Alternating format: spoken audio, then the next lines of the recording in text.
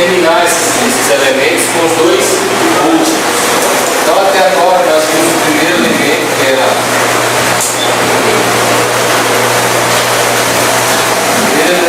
a teologia, ou seja, aquilo que cremos a respeito de Deus. O segundo elemento, a cosmologia, ou seja, as questões atinentes à origem do cosmos, como se foi criado, se não foi.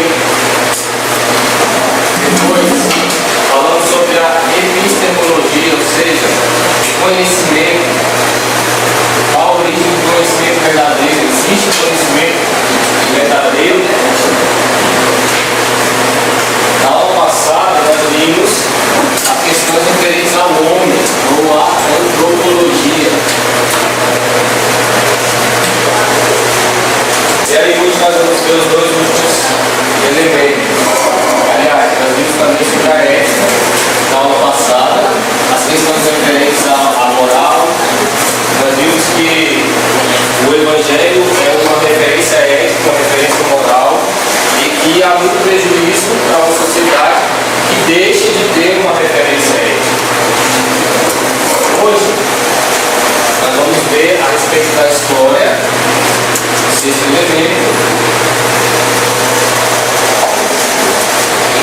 e o sétimo e último elemento, a respeito do destino, do futuro. Destino final dos homens. E aí nós completamos esse quadro de quais são os elementos principais que definem o que é uma cosmovisão. Volta só um aí, antes,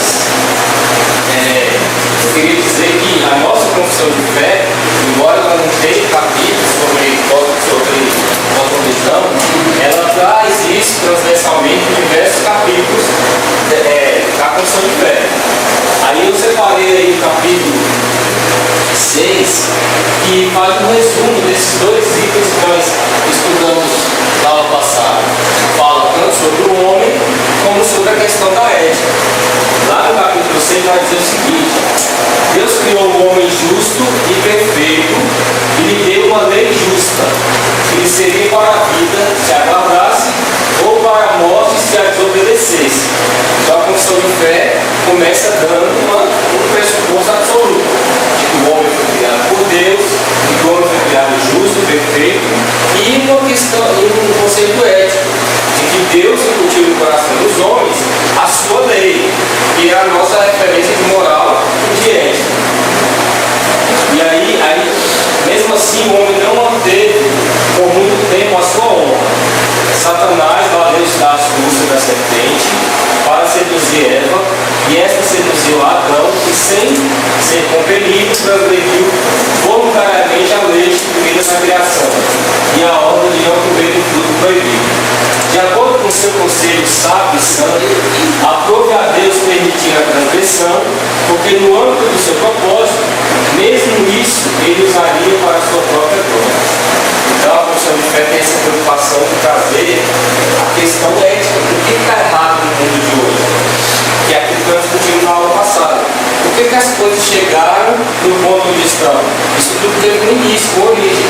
Qual a origem? A queda do homem. A queda do homem lá no Éden. Por esse pecado, nossos primeiros pais decaíram da sua condição original de retidão e comunhão com Deus. No pecado deles, nós também pecamos, e por isso a morte veio sobre todos. Todos se tornaram mortos no pecado e totalmente corrompidos. Aí entra a questão da cosmovisão. Então nós nos tornamos mortos, totalmente corrompidos, em todas as faculdades e partes do corpo e da alma. Então quando o homem caiu por completo. Por isso que o Evangelho, ele nos redime por completo também, todas as almas, todas as partes da nossa vida. Sendo eles os ancestrais e pelo desígnio de Deus, os representantes de toda a humanidade, a culpa do pecado foi imputada a toda a sua posteridade, ou seja, todas as suas gerações, desde a Eva. E a corrupção natural passou a todos os seus descendentes do nascimento. natureza, filhos da ira, escravos do pecado, passíveis de morte. E estão todos sujeitos às misérias espirituais, temporais e eternais, a menos que o Senhor Jesus os liberte. Você está vendo que esse capítulo fala do homem e ao mesmo tempo fala da ética, fala da questão de uma moral absoluta e verdadeira que nós perdemos quando caímos lá no Éden, da corrupção natural. Aí vai dizer, olha, aquele pecado original procede todas as atuais transgressões, porque ela nos torna completamente indispostos, incapacitados e contrários a todo o bem e totalmente inclinados para todo o mal. Isso não é uma referência de ética. Nós fomos criados à imagem e semelhança de Deus e isso tudo Deus fez e era muito bom. Nós éramos capazes de cumprir o papel ao qual fomos designados, que era servir, ter comunhão com Deus, gozá-lo para sempre, ter comunhão com Ele, mas aí o pecado rompeu esse equilíbrio, de forma que todos os males da atualidade, na sociedade atual e de todos os tempos passados, fluem dessa mesma fonte, dessa mesma origem, a queda do homem lá no Éden. Então é interessante notar que a Confissão de Fé traz essas questões nos seus capítulos, não só nesse, mas em vários, que nós estamos discutindo aqui. Pode passar. Aí a gente chega no sexto elemento de uma cosmovisão. Nós estamos estudando aqui os elementos basilares, principais. Significa dizer que o nosso pensamento a respeito desses temas, desses pilares aqui, diz qual é a nossa cosmovisão. Nós temos uma cosmovisão cristã ou outra cosmovisão. No que consegue a história, dentro desse elemento, cabe a reflexão a respeito do padrão dos eventos históricos. Será que a história é a simples sucessão de fatos aleatórios que se sucedem pela ação deliberada dos seres humanos? Ou a história da humanidade foi determinada por Deus, que é soberano sobre a história? Então a nossa resposta reflete a nossa cosmovisão. Ou nós cremos que Deus decretou toda a história da humanidade, a história do mundo, a história do universo, que ela acontece de acordo com esse desígnio de Deus, ou nós cremos que a história é o simples suceder das sociedades humanas, onde o mais forte sobrevive, vai subjugando o mais fraco até nós chegarmos ao lugar que estamos. Quando a gente estuda história lá na escola, a gente vê as sucessivas civilizações que nos antecederam. Então a gente vai ver lá as primeiras civilizações lá da Mesopotâmia, aí vem se sucedendo na história, até chegar aos grandes impérios, Babilônia, Grécia, Roma, Persas. Aí chegamos nas cidades mais próximas, Idade Média, onde a gente tem lá as grandes nações já se formando. Aí vem a Primeira Guerra Mundial, Segunda Guerra Mundial, as grandes guerras. Aí a gente aprende que a história é um suceder de fatos sobre a ótica humana, né? Mas o cristão ele tem um ponto de vista diferente sobre isso. O cristão, dentro da cosmovisão cristã, ele entende que Deus governa todas essas variáveis históricas para que elas cheguem ao fim que ele mesmo determinou. Então, quando a gente olha a história do ponto de vista puramente material, a gente vai, materialista, a gente vai ver por que será que o Império Romano acabou, ruiu? Aí os historiadores vão levantar as questões. Estou dando um exemplo. Tinha muita violência, tinha guerras, a moralidade lá acabou, as pessoas se entregaram à dissolução e o Império Romano acabou sendo subjugado. Do ponto de vista espiritual, do ponto de vista bíblico, do Evangelho, será que Deus foi quem moveu as coisas para que o Império Romano deixasse de existir? Aí é onde está a nossa resposta, se nós somos cristãos.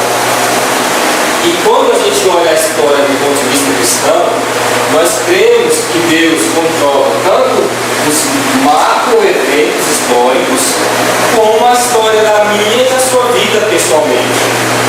E Deus é capaz de controlar controlar todas essas variáveis, controlar 7 bilhões de vidas humanas individualmente, mas também de controlar os desígnios das nações, dos países. Aí a gente vai ver um texto daqui a pouco, onde o autor ele faz a seguinte reflexão: muitos cristãos deixaram de crer que Deus controla a história. Por quê? Porque ele olha para a história, principalmente para a história contemporânea, ele mesmo, e vê corrupção, guerra, morte, sofrimento, violência. Olha o mal do mundo, olha o sofrimento do mundo e pensa: como é que Deus pode estar no controle da história se ainda acontecem essas atrocidades no mundo? E aí esses cristãos deixaram de enxergar a história como palco do desenvolvimento do decreto de Deus, por não serem capazes de dar resposta ao sofrimento humano. Mas quando a gente olha para a Escritura, a gente vai ver que Deus utiliza inclusive o mal, seja ele o mal moral, seja o sofrimento humano, para os seus próprios desígnios. E isso faz parte de ter uma cosmovisão cristã. Acreditar que Deus governa todas as coisas. A gente olha para o nosso país e vê uma corrupção política, social, histórica. E a gente se pergunta: será que Deus está também no controle dessa sociedade brasileira, do jeito que ele está? A resposta dele da cosmovisão cristã é sim, Deus está no controle. Ainda que nós não tenhamos resposta para muitas das coisas que acontecem, mas Deus está no controle. Fora da cosmovisão cristã, nós vamos dizer: não, o materialismo vai explicar que a história é uma sucessão de forças. Ora a classe trabalhadora está dominante, ora a classe dos patrões está dominante, ora os interesses das empresas, ora o capitalismo, ora o socialismo, e isso vai se suceder ao longo da história. Então, dentro desse tema aqui, tem tudo a ver com a nossa cosmovisão, nós vamos responder: Deus está ou não está no controle? Ou a história da humanidade foi determinada por Deus, que é soberano sobre a história? Há algum controle sobre a história, sobre as civilizações, impérios e povos que se sucederam até aqui? Ou toda a história é apenas resultado de forças aleatórias? Em resumo, Deus está no controle da história? A nossa história ela é dividida em duas partes: antes de Cristo e depois de Cristo. Por isso, por esse simples fato, nós podemos ver o peso que o cristianismo tem na história, principalmente do Ocidente, mas da maioria absoluta do mundo, ao ponto de Cristo dividir a história em duas partes: antes e depois dele. Só que a gente vai olhando para a sociedade moderna e vai vendo que o fato de Cristo, uma figura histórica, uma figura comprovadamente histórica, dividir a história em duas partes, mesmo assim nós vemos a maioria dos cristãos da atualidade que não conseguem enxergar Deus na história. E aí praticam, ou seja, na prática, creem em alguma forma de deísmo. O que é deísmo? Deísmo é uma doutrina que diz que não nega a existência de Deus. Ela vai dizer: Deus existe. Só que Deus não interfere na história da humanidade, na história humana.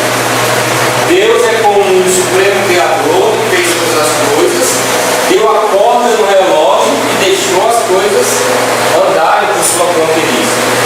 Por que essas pessoas vão crer nisso? Porque elas acham impossível que Deus interfira no destino da humanidade. Por quê? Porque Deus deu livre-arbítrio, porque Ele tinha uma análise dos seres humanos são livres. E aí então, nós temos diversos graus de deísmo que são praticados nas igrejas cristãs hoje. Tem gente que acha que Deus controla a sua vida, mas acha que Deus não controla o Estado, que Deus não controla as nações. E aí nós estamos atrás vendo formas ou graus desse deísmo.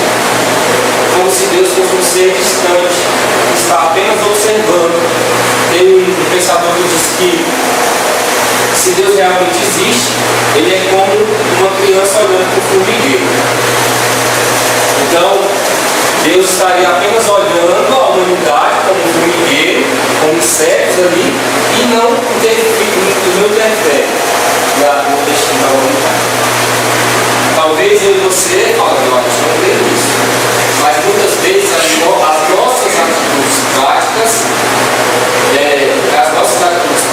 estão me dando base de alguma forma de ver isso. Quando eu entrego certas áreas da minha vida ao controle de Deus, mas eu deixo outras ao meu controle, ao controle da minha vontade, eu estou praticando certa forma de ver isso. Porque eu estou dizendo que Deus controla até certo ponto a minha vida, mas Ele não deve controlar tudo. Muitos de nós guardamos no íntimo do nosso coração áreas da nossa vida que não receberam a luz do Evangelho. Não receberam a luz do Evangelho. Quer um exemplo prático? Jovens que estão na igreja e que muitas vezes saem da igreja para procurar um casamento fora da igreja. Porque dentro da igreja, eu só estou dando um exemplo, mas dentro da igreja ele não achou alguém que satisfizesse aquilo que ele esperava de uma esposa ou de um marido. Aí esse jovem sai da igreja e busca alguém fora do âmbito da igreja. Na prática ele está dizendo assim: olha, Deus controla todas as áreas da minha vida, mas sobre o meu casamento decido eu. Entenderam? Pessoas que estão dentro da igreja e que se submetem às doutrinas, à disciplina da igreja, mas que dizem assim: ó, do meu dízimo cuido eu. Se eu quiser dar 5%, eu dou. Se eu quiser 10%, se eu quiser dar 20%, eu dou o que eu quiser, porque eu não posso ser compelido a isso. Ou seja, todas as áreas da minha vida são dominadas por Deus, menos o meu bolso. Então nós podemos estar vivendo formas de deísmo práticas. Nós não vamos negar que Deus tem o controle, mas na prática nós não estamos entregando o controle de Deus a todas as áreas da nossa vida. E na história, então, a gente olha para a história, como contado no livro de história, a gente aprende na escola uma história e a gente depois aprende que existe uma história por trás da história. Quando a gente tem, por exemplo, livros Raiz do Brasil, o Davi sempre cita aqui, a gente vê que a história oficial não é bem aquilo que contaram, não. Não é isso? Então nós temos uma história oficial, toda floreada, cheia a pessoa que escreveu colocou aqui a sua visão subjetiva, e nós temos a história real que aconteceu. Acho que é uma mais prática, mais evidente que isso hoje é uma alteração, né? Nossa. Os deísmos, a autoração. Autoração.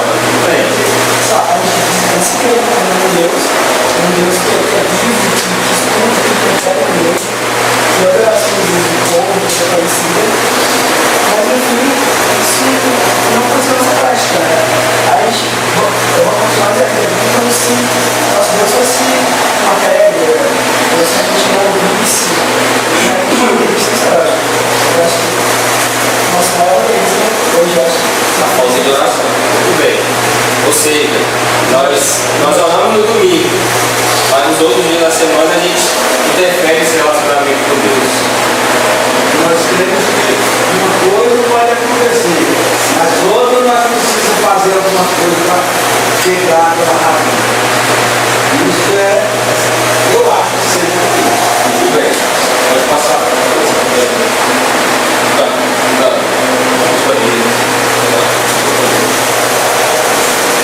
Ainda podemos pensar, existe um padrão dos eventos históricos que se sucederam até aqui? A resposta para essas inquietantes perguntas revela a nossa cosmovisão na medida em que estabelecem se Deus está ou não no controle da história. Se sim, qual é o nível de interferência do Ser Supremo? Será que Deus interfere na sua vida diariamente? Ou será que Deus só move as nações, os governantes? Na concepção do deísmo que a gente estava falando, Deus apenas observa. Na concepção bíblica, Ele interfere, controla e dirige a história humana em todos os seus aspectos, humano, social, político, econômico, bélico, moral, espiritual, etc. Se nós cremos em algo menos do que isso, nós então não cremos no Deus bíblico. Ora, o salmo que acabamos de ler, que o pastor Fabiano estava dizendo, mostra um Deus que intervém. A todo momento Deus intervém. Como na aula passada nós colocamos, olha, e Deus não intervém de forma obscura, não. Ele deixou claro a lei dele para Israel. Ó, bênção e maldição, simples assim, preto e branco, binário, ou 0 ou 1. Se vocês me obedecerem, vocês vão receber bênçãos. Se vocês me desobedecerem, vocês vão receber maldição. Vai vir uma nação, eu vou levantar uma nação entre os ricos para cumprir a minha vontade que vocês não cumpriram. Aí Israel parava para ver, como eu e você pagamos para ver, muitas vezes na nossa vida. E aí Deus pegava e levava no cativeiro para que eles tivessem saudade da terra prometida, da presença de Deus. Então, a cosmovisão cristã, ela crê que Deus interfere em todos os aspectos da existência. Se há alguma incompatibilidade entre a história, entre a biologia, entre a química, entre a física, em qualquer área de conhecimento, e a Bíblia, o verdadeiro cristão vai dizer, olha, isso vem da nossa incapacidade por causa do pecado de entender a palavra de Deus. Não é a palavra de Deus que tem que se adequar a essas áreas de conhecimento, mas as áreas de conhecimento dentro da cosmovisão cristã se adequam ao Evangelho, à palavra de Deus. Na concepção materialista, a história representa um embate de forças aleatórias e racionalmente compreensíveis, como a sobrevivência do mais forte, a luta entre classes, quando você lê os livros lá de muitos sociólogos, marxistas, você vai ver que a história, na verdade, é uma eterna luta de classes, dos ricos e dos pobres, a evolução social e etc. O que a igreja pensa a esse respeito? O que nós pensamos? O que nós pregamos? Será que Deus está no controle de tudo? A gente daqui a uma semana vai escolher o presidente da República. Será que Deus está no controle disso? Ou não? A nossa resposta significa a nossa cosmovisão. Em resumo, não existe área, não existe nenhuma área da existência que esteja fora da esfera do domínio de Deus. E falar isso é fácil, mas viver isso na prática é difícil, porque a gente por natureza, compartimentaliza a nossa vida. Ó, essa área aqui é espiritual, essa aqui é material. O que eu aprendo na universidade vale para aquele grupo ali da universidade. O que eu aprendo na igreja vale para aquele grupo ali da igreja. E a gente vai se compartimentalizando, e aí acaba que chega momentos em que o Evangelho não tem mais penetração em todas as áreas da nossa vida. Nós começamos a sermos camaleões. Estamos na igreja e nos comportamos como cristãos. Estamos no mundo, no trabalho, na escola, seja lá o que for, aí a gente fica na corzinha que é aquele ambiente. E esse é o pior, como diz o texto que a gente vai ler, a pior desgraça que pode acontecer para um cristão é ele perder de vista o Evangelho em todas as áreas da sua vida. Alguma coisa com relação à história? Sim. Tá. Os Filipenses, o livro Patrão do Diretor, depois eu fui buscando outros livros dele, para tentar mais ou menos a metade deles. O Filipenses estava algo interessante. O Filipenses ele é especialista no Antigo Testamento. E ele escreveu um livro, as 5 bases fundamentais do serviço pastoral. E o engraçado é que ele não vai dar tópicos assim. O pastor tem que fazer isso. Ele pegou livros do Antigo Testamento e dentro de cada um desses livros ele trabalha como é que o pastor deve entender a sua prática pastoral na igreja. Né? Isso no Velho Testamento. Isso no Velho Testamento. E quando ele chega no livro de Ruth, também vai lá para o livro de Esther, ele diz algo interessante, muito importante, que infelizmente a igreja perdeu ao longo da caminhada. E por que nós estamos estudando cosmovisão cristã hoje? Por que esse tema é tão recorrente hoje? É porque ele é intelectual, é porque ele é erudito, é porque ele é encantador, porque ele dialoga com todas as áreas de conhecimento? Também. Mas antes de tudo, nós estamos recorrendo a esse tema hoje porque a igreja deixou de aplicar a palavra de Deus na sua própria vida e de ser uma igreja ativa e levar essa palavra do Evangelho, essa vida sagrada, para a prática em todas as áreas da vida social. Então foi por causa dessa perda que agora nós estamos redescobrindo o que é cosmovisão cristã. Nós estamos dando este rótulo a essa série de estudos, a essa série de livros, essa série de palestras, que por todo o mundo, Europa, no Leolabri, na Europa, aqui nos Estados Unidos, no Brasil, toda a América, esse tema é recorrente. Ontem eu estava acessando um site de livros na Espanha, da editorial Clia, que traduz livros do espanhol e publica em espanhol, lá em Madrid. E lá tinha diversos livros falando de cosmovisão, de pós-modernidade. Bem, mas se nós formos estudar os puritanos, como nós já demos uma ida aqui em alguns livros deles aí, Santos do Mundo, Entre os Gigantes de Deus, foi a leva de cristãos que mais influenciou a sociedade. Foi a época em que se mais abriram universidades, foram os puritanos que abriram universidades. E hoje, até hoje, essas universidades saíram do liberalismo, mas são as universidades que estão no ranking das melhores universidades do mundo. Você pega a arte que os puritanos produziram, a música que eles produziram, Sebastião Bach, muitos outros, que não eram cristãos, mas foram influenciados por eles, fizeram história, fizeram música, fizeram cultura.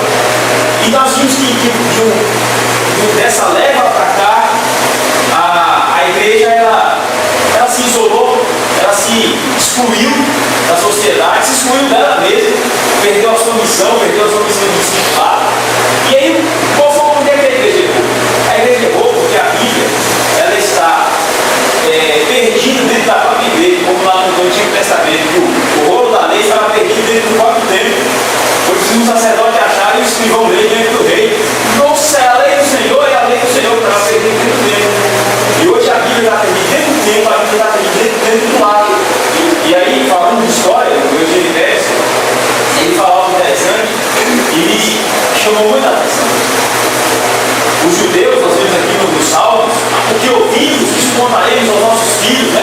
Não envolveremos aos nossos filhos, mas falaremos a eles, transmitiremos os feitos do Senhor e as suas maravilhas. O Salmo fala assim. E os judeus tinham essa prática de contar a sua história, como o pai reunia, e todo dia a mãe e o pai reuniam os meninos e, meu filho, Deus abriu o mar vermelho. Olha como é que fez isso? Fez assim, meu filho, Deus soprou o grande vento. O nosso povo passou a pés enxutos.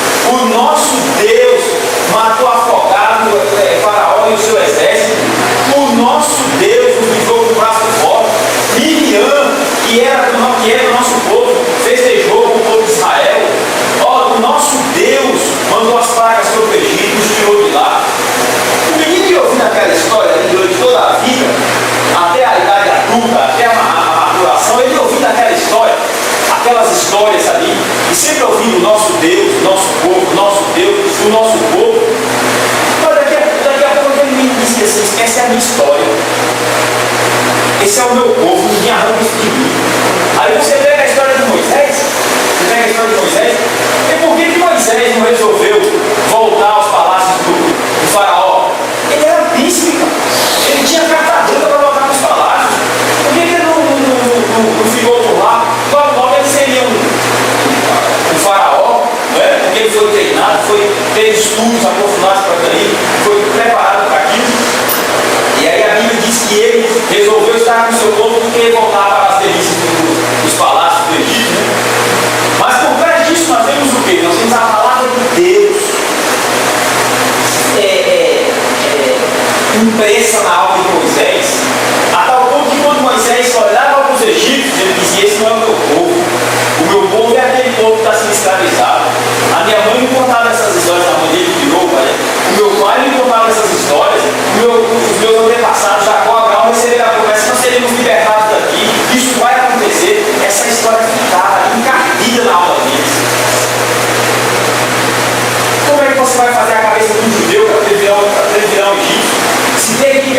infância ele ouve as histórias de Deus, ele sabe que é um Deus verdadeiro, ele sabe que faz parte desse povo, que Deus escolheu. Como é que você arranca esse carro de uma pessoa? Esse é o primeiro ponto, falando sobre história. As crianças, quando elas ouvem de fato os pais convertidos ensinarem a palavra de Deus, falando da história da Bíblia, não como uma mera história, ou como uma história que está ao lado de outro, mas como uma verdadeira história, como um verdadeiro fluxo histórico para a vida dela, rapaz, ela vai passar em qualquer lugar e ela vai dizer assim: essa é a minha história, este é o Deus da história e eu faço parte da história desse Deus. Porque aí o Gilberto termina o assunto dizendo que o mais importante disso tudo, e aí é o que ressignifica a minha vida, é saber que Deus escreveu a história, é saber que Ele intervém na história, né?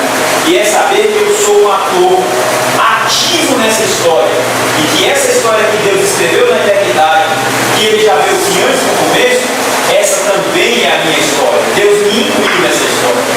Rapaz, não existe algo para ressignificar uma existência maior do que isso, do que você saber que você faz parte da história de Deus. Rapaz, que privilégio fazer parte da história de Deus. Isso é um privilégio muito grande. E um privilégio muito grande você olhar para trás e ver quantas vezes Deus interviu na própria história dele para mudar a situação para a glória do seu nome. E Deus tudo quanto faz na história é para glorificar o seu nome. Às vezes eu me pego umas crises existenciais e assim pensando, por que eu não acatei aquela oportunidade? Por que eu não fiz assim? Por que eu não caminhei? Agora está até mesmo, mas no começo, quando eu não entendia assim, a palavra de Deus, as crises eram maiores e eu ia pensando. E aí o Salmo 139 tem sido meu consolo dia após dia. Quando eu me pego nessas crises assim, que agora eu tenho crises baratas, porque quando eu me coloco dentro da palavra de Deus, eu vejo que tudo isso é muito barato, muito fraco. E quando eu me pego no Salmo 139 e digo assim, e ouço só me dizer assim: todos os meus dias estavam escritos no teu livro, sem que nenhum deles ainda existisse, eu paro. Eu falo, então, é a história de Deus, eu faço parte dela. Então os meus erros e os meus acertos, Deus require tudo isso para a glória dele, que eu tenho que ver na história de Ruth, de Noemi, etc. E para finalizar, eu estava falando esse dia lá em casa e tinha acabado de assistir umas reportagens do mundo árabe. E aí, aquelas crueldades lá que eles estão fazendo, degolando turista francês, turista inglês, então degolando meio mundo de gente lá. E eu fui orar, o LN estava orando. Rapaz, eu lembrei do salmista. Eu lembrei do salmista e clamei a Deus por juízo naquele lugar. E eu lembrei do salmista e disse assim: Deus, abaixa os céus e desce. Abaixa os céus e rasga os céus e desce a nossa altura. E não dá para você orar, rapaz, pedindo amor, assim, sabe? Ó Deus, tem amorzinho por ele. Rapaz, é pedir, Deus, manda juízo. Manda juízo. O salmista é assim. Quando a gente começa a entender o salmo, que é uma coletânea de oração, a gente passa a entender que o salmista orava com juízo. Deus mata, dá cabo deles, quebra os dentes deles, dá fim na raça desse povo ruim, não é? O salmista orava assim, clamando por juízo. E nós não podemos falar assim, podemos. Eu oro para Deus salvar o mundo árabe, eu oro para Deus sustentar os missionários da evangelização. Mas aqueles que têm rejeitado o evangelho, Deus preparou juízo sobre isso. E aí eu lembro aqui, lembrei ainda há pouco, Paulo escrevendo a Timóteo, e eu quero que você ore aí, reúna a igreja e faça intercessões por quê? Por todas as autoridades. Ore por eles, né? E aí, para não ficar nas minhas palavras aqui, Paulo diz assim: antes de tudo, pois exorto que use a prática de súplicas, orações, intercessões, ações de graça em favor de todos os homens, e em favor dos reis e de todos os que se acham investidos de autoridade, para que vivamos vida tranquila e mansa com toda piedade e respeito. Isto é bom e aceitável diante de Deus, nosso Salvador, o qual deseja que todos os homens sejam salvos e cheguem ao pleno conhecimento da verdade. Então, Paulo manda a gente orar para essa autoridade, não é? Agora, o que eu acho interessante é que a palavra de Deus manda a gente orar para essas autoridades, e isso também quer dizer que nós temos que entender essa história, entendemos que somos parte dessa história, entendemos que essa história é parte de Deus, e que essa história, a conclusão dela é a glória ao nome de Deus. Mas que nós não somos seres passivos nessa história. E nós não passivos nessa história, a partir do momento que nós vemos essa situação de violência no Brasil aumentando, atrocidades contra crianças, contra mulheres, a política se encampando na corrupção, os homens que eram para dar assumindo essa liderança aí estão tudo se acovardando e muitos deles em corruptos. A gente vê o Oriente Médio tomando um banho de sangue, banhos e banhos de sangue, crianças lá morrendo, mulheres morrendo e tudo. E nós não estamos falando o suficiente. Nós não estamos falando o suficiente. Então, se de fato eu levo isso aí, essa aula de hoje aí, se eu de fato levo isso aí como bíblico, como importante, eu tive que dobrar os meus joelhos e orar. Eu tive que olhar para essa história, me ajoelhar e clamar a Deus por juízo, por justiça e por misericórdia. Porque tem uma palavra que diz o seguinte, que Deus é juiz de órfãos, juiz de viúvas, né? E protetor dos órfãos, diz o profeta. E nós temos que clamar por esse mundo árabe, pelo nosso Brasil, orarmos. E se Deus nos der a oportunidade de agirmos no cenário político da nação, no cenário social da nação, nos der cargos públicos para isso, nós temos que fazer o melhor possível para levar o sal e a luz para esses lugares. Porque a gente pega a história da história brasileira e a igreja evangélica brasileira foi uma das primeiras a se omitir na ditadura militar. Hoje a igreja brasileira evangélica, em todo o meio político, sociológico e histórico, ela sofre essa culpa porque ela foi uma das primeiras a se omitir, a se alienar, a não levantar a voz contra os ricos que eram levados para morrer sendo torturados por da ditadura. A igreja evangélica ficou calada. Muitos padres se levantaram, abriram portas de igreja, esconderam no porão, deram comida, deram alimento, deram proteção. Muitos padres e católicos morreram por causa da ditadura, protegendo, livrando esses homens das impunidades, das injustiças da ditadura. E nós vimos a igreja evangélica brasileira calada. Então eu acho que nós temos que levar a sério essa parte da cosmovisão que é a história, que nós temos que levar muito pouco essa parte. E nós vamos ver agora, nas eleições, o quanto nós temos levado a sério essa parte da cosmovisão que é a história. Sem conta.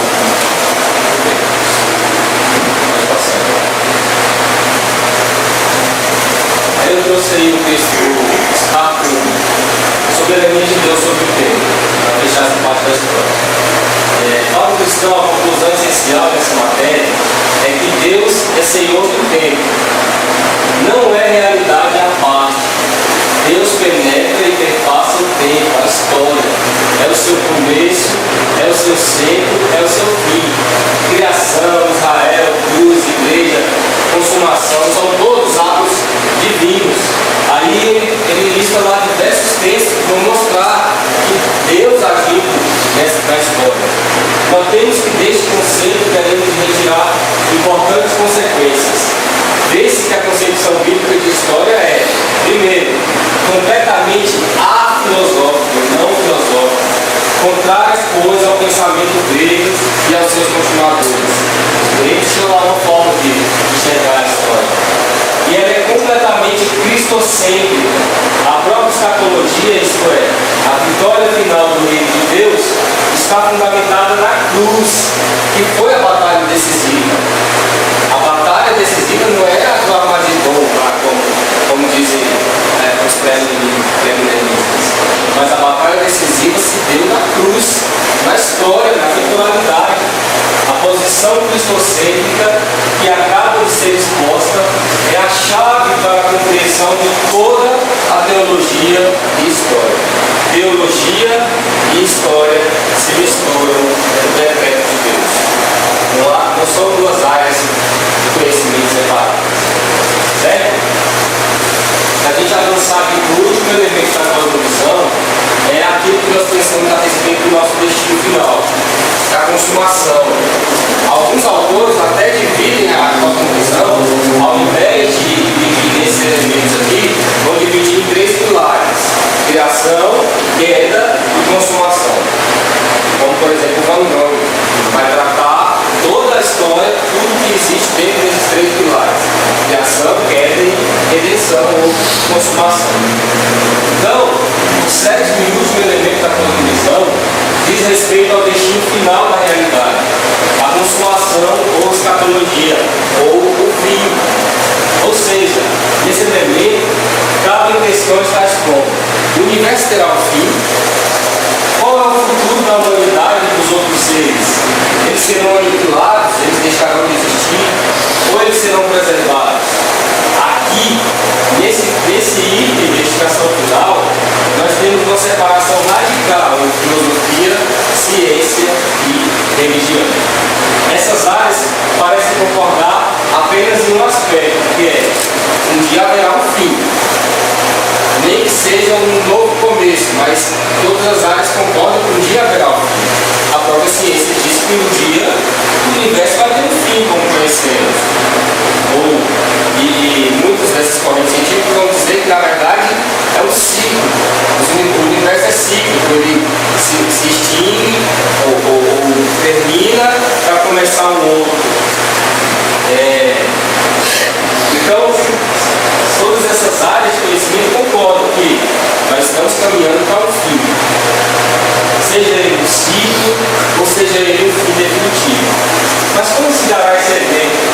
Do ponto de vista filosófico, tudo que começa um dia termina. Tudo tem começo, meio e fim. Do ponto de vista materialista, o universo que ora habitamos um dia se consumirá, dando origem a uma nova forma de existência, a um novo universo, ou algo nesse sentido. Vamos passar.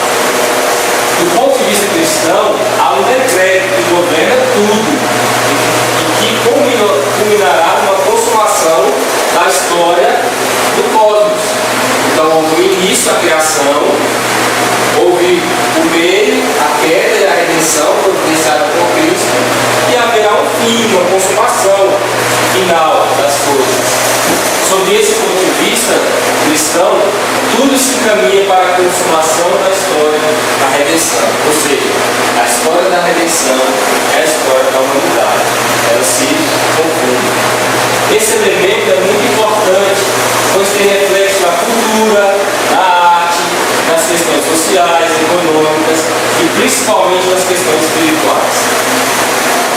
Por que esse elemento do nosso destino final tem reflexo em todas essas áreas?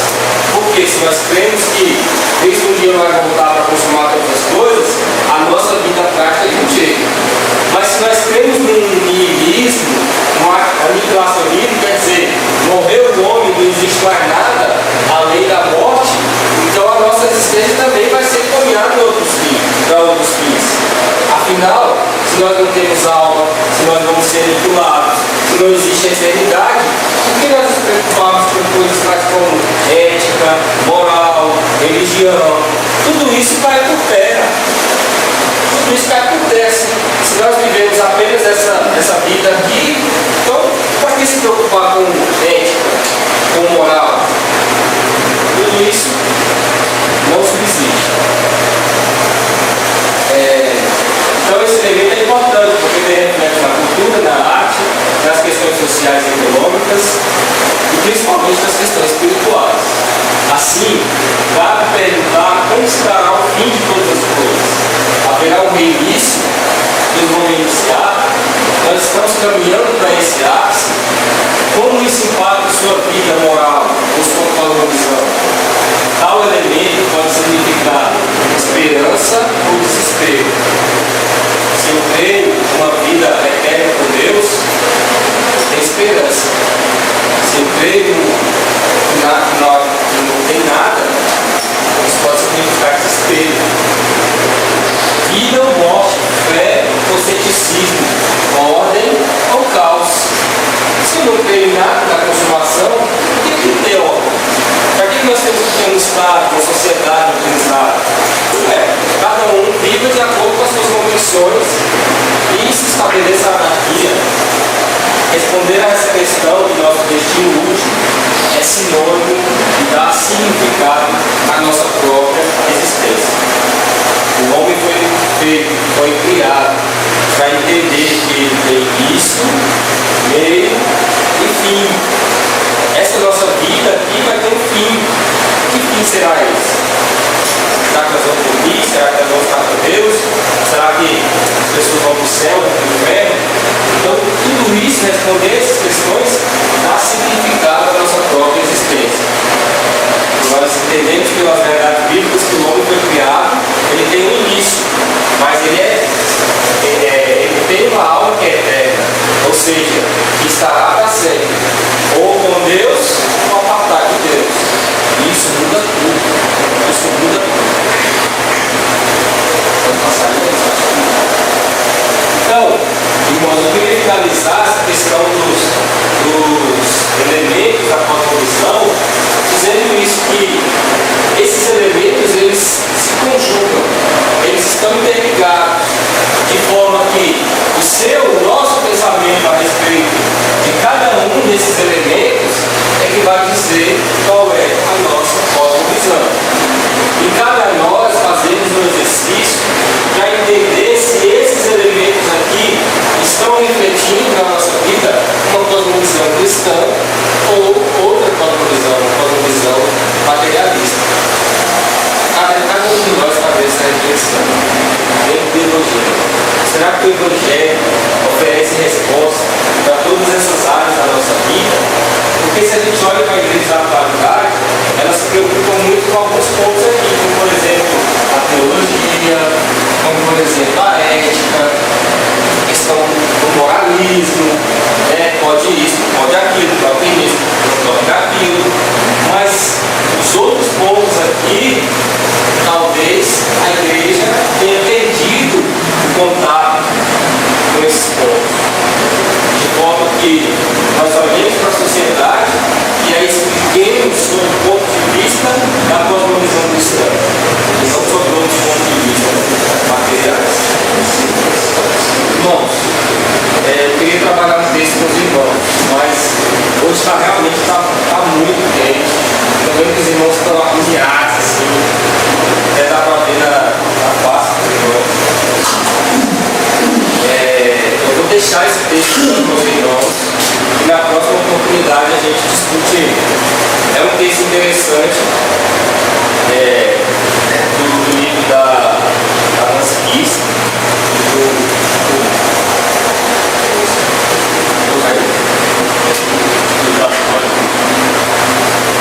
do Charles Colson, o Cristão na Cultura de Hoje. Eu trouxe mais um pedaço do capítulo desse livro. O título é Criando a Sociedade Boa, onde ele vai discutir exatamente essa questão da cosmovisão cristã como sendo a base para a criação de uma sociedade boa. E aí ele vai fazer uma análise histórica e vai dizer que a sociedade contemporânea pesa sobre ela o fato de que ela virou as portas à moralidade, à ética judaico-cristã e que ela paga hoje um preço altíssimo por isso. Porque nós viramos as costas dizendo, lá pelos anos 60, que o destino dos homens cabe aos homens, cumpre aos homens decidir por ele. E que a moral judaico-cristã era um acaso de vida. Aí nós vamos ver isso refletido em todas as áreas. E hoje nós colhemos os frutos terríveis disso. De ter abandonado a moral judaico-cristã. De forma que nas nossas escolas os professores não ensinam mais a formar o caráter das crianças, mas eles apenas se prestam ao papel de passar conhecimento, e muitas vezes um conhecimento materialista. Os professores não se preocupam mais, na maioria das escolas, principalmente nas escolas públicas, a passar, a formar a moral, a formar o caráter das crianças, dos jovens, mas apenas de serem acumuladores de conhecimento e passar conhecimento como se estivesse dissociado das outras áreas da vida. E a sociedade paga um preço altíssimo. Ele discute isso lá nos Estados Unidos, mas obviamente nós podemos trazer para a nossa realidade aqui no Brasil. E aí eu vou distribuir o texto, os irmãos leiam em casa, isso vai ficar como dever de casa, e a gente discute na próxima aula. Certo? Com relação à aula de hoje, ficou alguma dúvida? Uma colocação?